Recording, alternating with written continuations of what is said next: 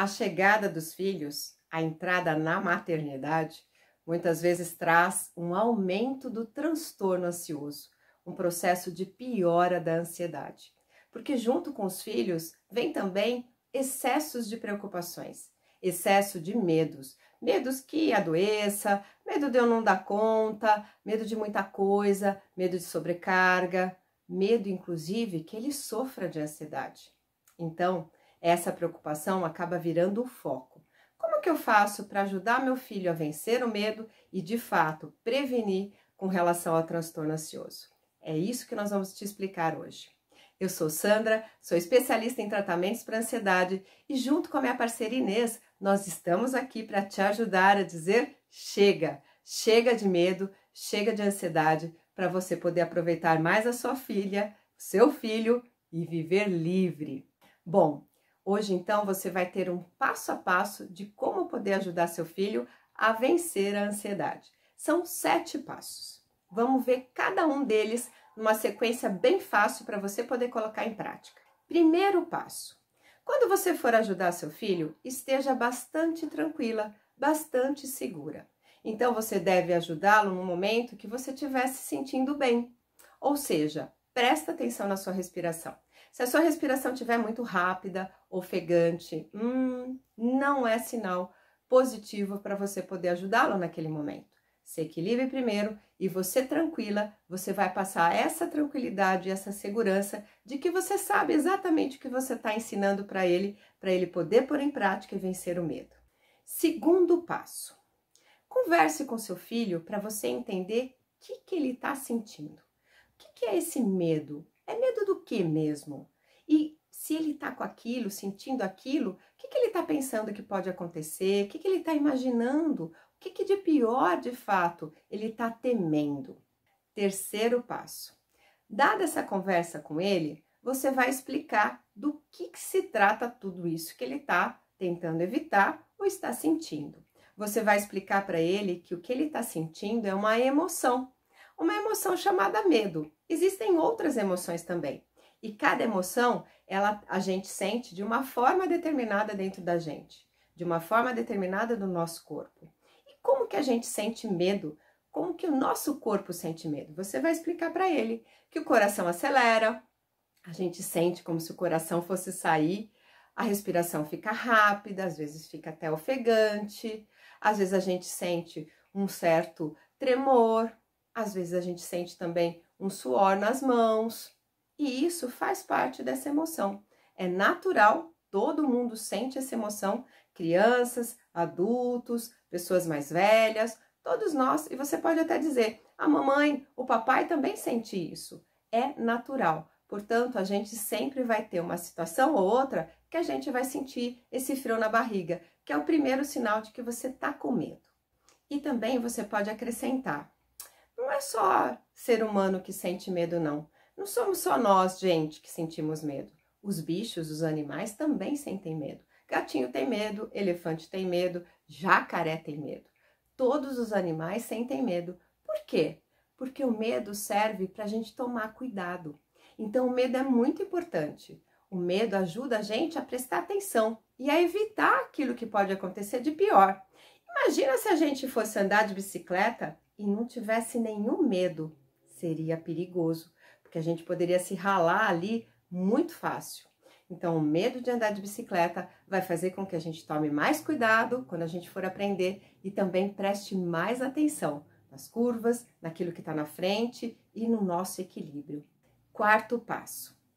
Aí, você vai ensinar para ele que o medo, que é uma emoção natural, tem tamanho. E é importante a gente medir o tamanho do medo, para a gente saber como que ele está dentro da gente. Então, o medo, você pode usar um exemplo como se fosse um copo de água. Tem medo pequeno, que é do tamanho de um copo de água. Tem medo que é mais ou menos, é do tamanho de uma jarra de água. E tem medo que é grande, que é o medão, que é do tamanho de um balde. Então, aquele medo que ele está sentindo, aquela emoção, aquele frio na barriga, o que a gente pode dizer? É mais parecido com um copo d'água? Não, é mais parecido com um balde. Ah, legal. Então, até os super-heróis têm medo. E aí a gente já entra para o quinto passo, que é encorajá-lo. A gente pega o gancho do super-herói, você sabe exatamente o que ele curte mais, alguém que seja um enfrentador dos desafios, dos monstros, dos medos, e você vai tomar esse como um encorajador. Diz assim, olha, até os super-heróis eles têm medo, como você já teve também em tal situação, e você relembra uma situação que ele ou ela tenham vivido e que superou aquele medo. De repente pode ser, sei lá, um medo de ir para a escola e não conhecer ninguém, e que ela foi e conseguiu superar isso, conseguiu estar lá e hoje vai de boa para a escola, até gosta de ir. Super-herói é assim também. Quando ele olha aquele monstro, quando ele olha aquele problema que ele tem que enfrentar, também vem o frio na barriga. Mas aquilo não é maior que ele. E ele vai lá e consegue vencer o medo e vencer também aquele desafio, aquele problema, aquele monstro. E aí nós estamos no 6º passo, que é uma técnica muito legal, que você pode usar com seu filho, e detalhe, você pode usar com você também, para você vencer os seus medos.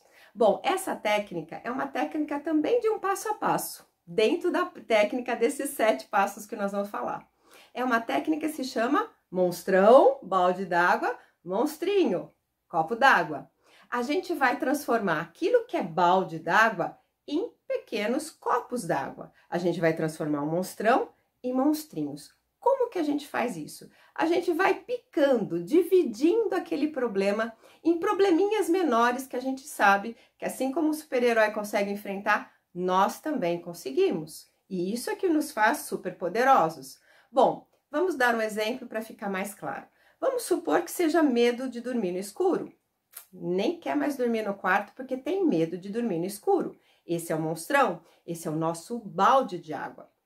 Então, o que a gente vai propor? Diminuir isso em pequenos monstrinhos. Qual que pode ser o primeiro monstrinho? Bom, pode ser dormir dentro do quarto com alguma luz acesa, um abajur, alguma luz ali, uma luminária, que ele se sinta com o quarto com a luz mais clara. Ele pode ver tudo que está ali. Segundo monstrinho, segundo copo d'água. Bom, ele pode transformar depois essa luz que está lá dentro numa luz lá fora. Então, o quarto fica apagado, mas vai ter uma luz acesa lá fora, talvez no corredor, ou em algum outro quarto, ou mesmo no banheiro, que ele vai ver que está iluminado e ele ainda consegue ver o ambiente que ele está. Terceiro monstrinho que nós vamos formar é apagar um pouco essa luz, diminuir a intensidade dela. Vai continuar a luz acesa lá no banheiro, lá no quarto, enfim, no corredor, mas numa luz um pouco mais fraca, para ir se acostumando. Esses passos a passos que a gente vai dando, o que nós vamos fazendo? A gente vai vencendo pouco a pouco cada um.